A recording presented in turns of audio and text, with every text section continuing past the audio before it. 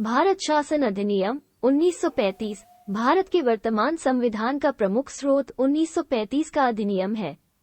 भारत में सर्वप्रथम संघीय शासन प्रणाली की नींव रखी गई। संघ की दो इकाइयां थी, ब्रिटिश भारतीय प्रांत तथा देशी रियासतें। संघीय व्यवस्था कभी अस्तित्व में नहीं आई क्योंकि देशी रियासतों ने इसमें शामिल होने से मना कर दिया। अवशिष्ट शक्तियां वायसराय को दे दी गईं। इस अधिनियम के तहत केंद्र और राज्यों के बीच शक्तियों का बंटवारा किया गया तथा राज्य में द्वैत शासन समाप्त कर केंद्र में द्वैत शासन लागू किया गया।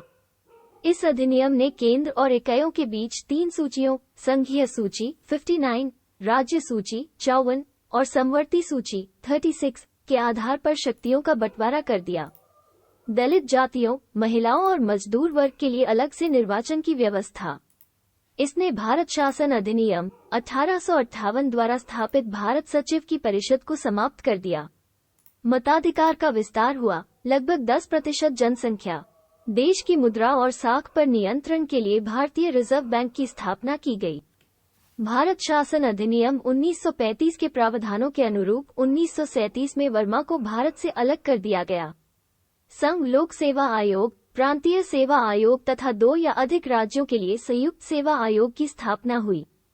इसके तहत 1937 में संघीय न्यायालय की स्थापना हुई।